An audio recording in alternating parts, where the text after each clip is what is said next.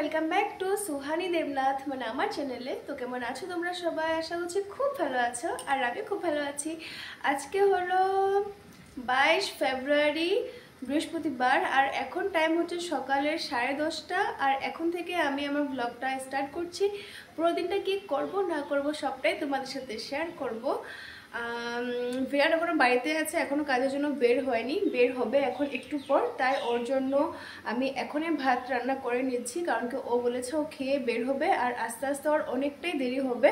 তো আমি আর ভাবলাম রুটি শুটি না করে ভাতটা খেয়ে বের হলে ওর পেটটা একটু ভরা ভরা থাকবে। তো ওটার জন্য ভাতটা রান্না করার জন্য আমি রান্নাঘরে এসে পড়েছি। আর তার সাথে তো কিছু কিছু থাকবেই।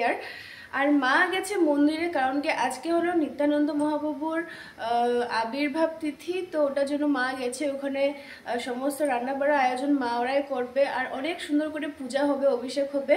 তো আমিও যাব ওখানে। তো এখন না, আগে বিরাটকে খাওয়া টাওয়াগুলো দিয়ে ও যখন কাজের জন্য বের হয়ে যাবে তারপর আমি আর দিয়া দুজনে যাব। তবে এখন আগে রান্নাটা সেরে নিই। তো ভাবলাম একটু ইন্ট্রোটা এখান থেকে দিয়ে নিই, নাহলে মন্দিরে গেলে আবার সবার সামনে হয়ে ওঠে না আর কি।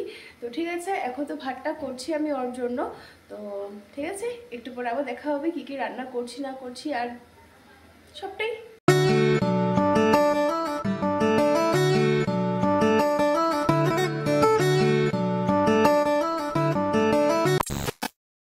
তো এই যে এখানে হয়ে গেছে ভাত, আর এখন করেছি এই যে আলু ভাজি, আর এই যে পনির তরকারিটা ছিল কালকের আর মিক্স ভেজটা ছিল কালকের।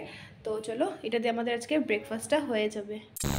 তো ব্রেকফাস্ট করার পর এখন আমি পুরো সম্পূর্ণভাবে রেডি হয়ে গেছি, এখন যাব হলো মন্দিরে। তো চলো বেরোই।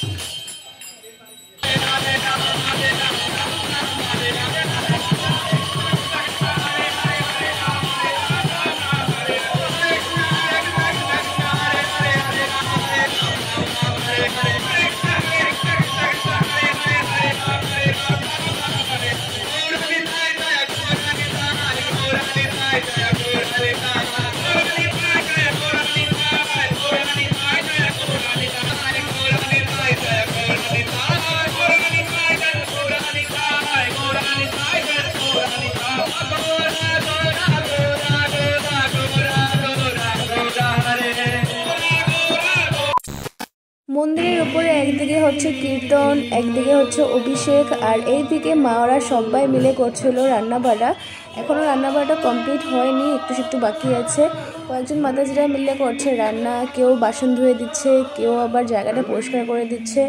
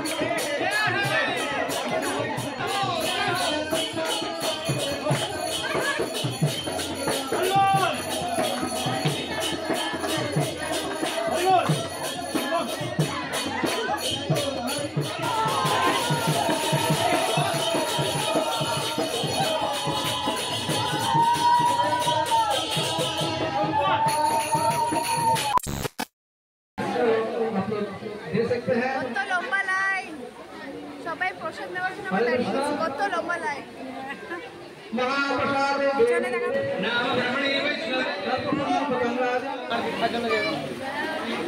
রাধিকা রাধিকারে উঠাও রাধিকা শুনো এই যে রাধিকা রাধিকা এই যে দেখছে দেখছে এই খেলেছে টাটা টাটা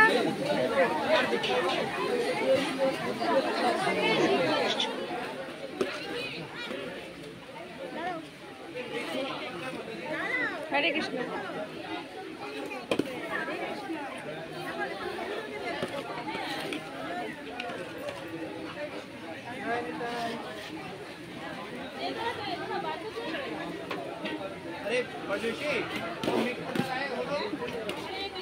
हरे कृष्णा माता जी आ गई है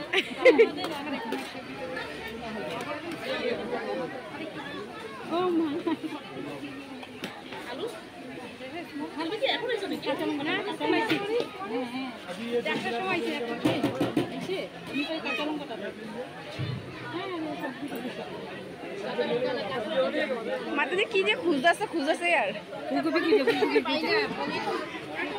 ना फूलगोभी यार মানে কি